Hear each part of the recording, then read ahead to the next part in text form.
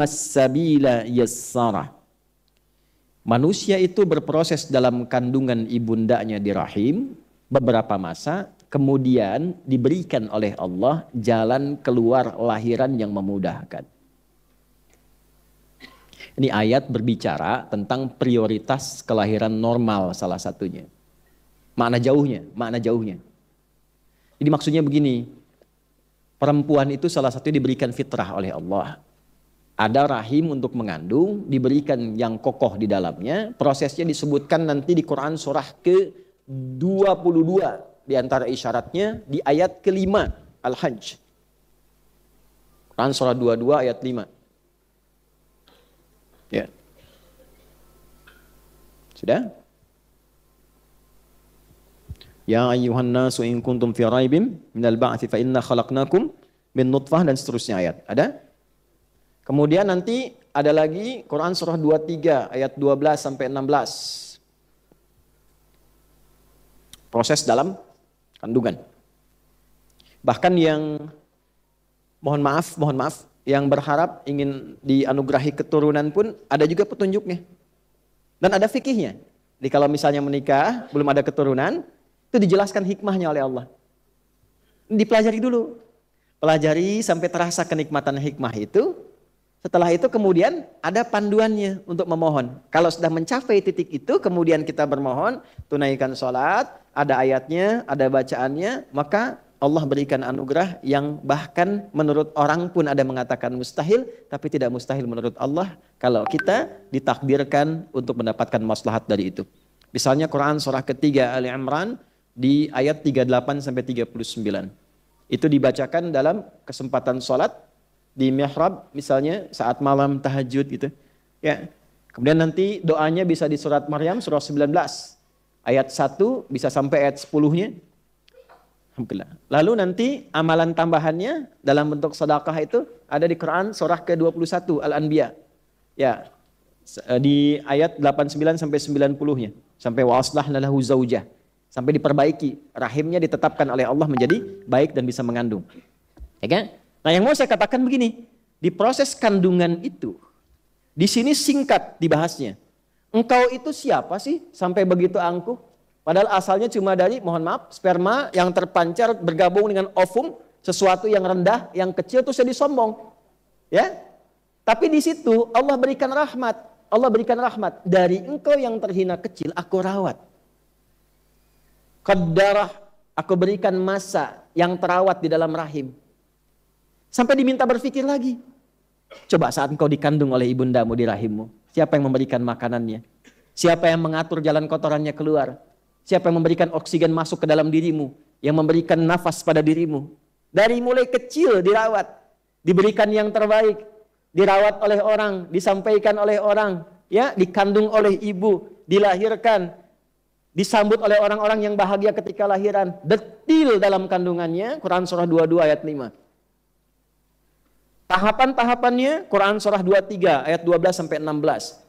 Ya? Setelah itu tsummas sabila yassarah, dari kandungan itu dimudahkan pun untuk kelahiran. Jadi untuk bimbingan para bidan dan SPOG ini coba diperhatikan detil ayat ini, ada petunjuk kelahiran yang mudah dengan normal. Kalau orang dipandang bisa lahiran dengan normal yang mudah, jangan dipersulit dengan metode lain. Maaf ya kalau kalimat saya ini agak dalam. Jangan ngejar target tertentu dengan mengorbankan orang lain.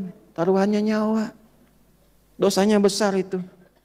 Catat ini ya.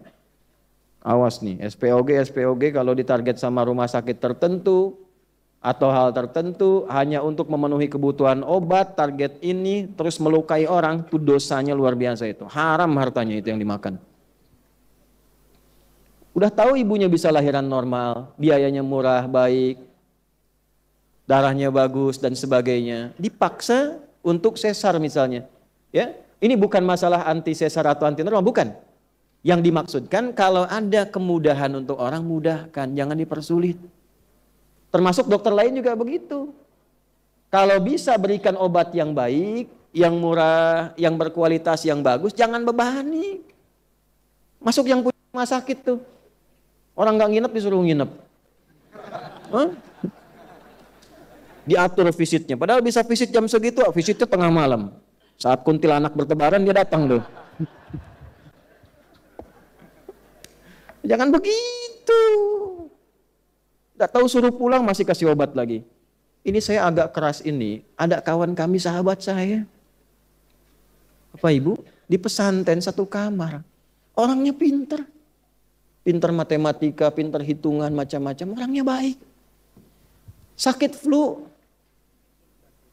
Kasih obat, jadi sakit telinga. Sampai sini aja bisa senyum, tapi setelah itu bisa marah. Konsultasi ke THT, dikasih lagi, kuat lagi, telinga makin sakit. Nyambung ke saraf. Sarafnya error sampai membentur-benturkan kepalanya ke tembok. Sampai nggak sadar, sampai meracau. Begitu berujuk lagi, dirujuknya ke rumah sakit jiwa. Marah kita sebagai temannya dengar itu. Dosa itu. Dosa. Kok bisa gitu begitu? Nah, makanya yang pendidikan-pendidikan koas dan sebagainya tata dengan baik itu. Nanti kalau terlalu ditekan dengan cara yang tidak baik melahirkan dokter-dokter yang tertekan juga pada akhirnya. Nah, rumus tekanan di fisika itu banding lurusnya dengan gaya di hukum Pascal itu. F berbanding lurus dengan P. Semakin banyak gaya, semakin banyak tekanan. Gitu. Ya, pola hidup. Ini maaf ya saya cerita begini. Karena ini bukan nafas Quran. Apalagi mengaku muslim. Nggak bagus. Ditanya kutilal insan. Kok kamu bisa jadi begitu? Nah ini gambaran-gambarannya ya. Tolong kalau bisa dipermudah jangan dipersulit. Nah ini termasuk dalam konteks ini tafsir saya sebutkan. Ini bukan utak-atik ya. Ini ilmu tafsir. Sanadnya ada. Maka yang pertama tafsirnya tsummas sabila yassara. Bahkan aku mudahkan jalan lahirmu ketika engkau kurawat dalam kandungan ibundamu supaya engkau tumbuh menjadi pribadi yang lebih baik. Kenapa kemudian setelah tumbuh jadi hebat, dapat sesuatu jadi angkuh? Ini tafsir yang tadi. Pendalamannya tsummas sabila yassara, bahwa Allah berikan jalan yang mudah, Allah saja mudahkan. Kenapa manusianya persulit? Jelas sampai sini? Paham ya? Nah, ini mohon maaf ya, ini karena sayang, bukan karena yang lain-lain. Ya, sayang tuh sayang ilmu. Kalau sayang hati untuk istri dan anak-anak saya. Yang kedua, tsummas sabila yassara, juga ada tafsir yang kedua yaitu menunjukkan jalan kebaikan dan keburukan. Itu diantaranya dari Quran surah 76 Al-Insan di ayat ketiga. Quran surah ke-76 Al-Insan. Halaman berapa? 587 ya kalau nggak salah, sebelah kanan bawah. Ayat nomor 3. Hal ata 'alal insani hinum minad dahri lam yakun syai'an madhkura. Manusia-manusia yang sibuk. Al-insan itu manusia yang merasa sibuk. Ya, kesibukan yang dijalani dari bangun tidur sampai tidur lagi itu insan. Manusia 5 nama ya. Kalau disebutkan akhlaknya, kelembutannya, fitrahnya itu ins. Lawannya jin. Ya ma'syaral jinni wal ma khalaqtul jinna wal. Nah, pasangan ini disebutkan 18 kali di Quran. Jin itu menunjuk pada satu yang tersembunyi, tidak nampak. Semua yang dari jin dan nun itu tersembunyi. Kecuali jun. Ya. Nah, jin tersembunyi. Janin tersembunyi. Jannah belum tampak.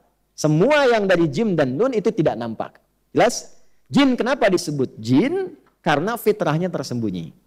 Jadi kalau ada jin melakukan penampakan, itu jin sedang punya masalah. Dia keluar dari fitrah. Ya? Apalagi manusia yang cari-cari penampakan, jin, itu error. Jangan dirujuk itu. Ya. Karena jin yang nampak pun sudah bermasalah. Makanya orang-orang yang sering cari penampakan jin pasti hidupnya penuh masalah itu. Fazaduhum rahaqa. Ya. Sebaliknya tampak, kelihatan. Ini tampak. Ya, tampak wajah, pulang tampak punggung, itu ins. Makanya kalau ada manusia yang senang sembunyi, suami ibu masuk rumah sembunyi-sembunyi. Nah, itu sama dengan ibu yang bilang sendiri.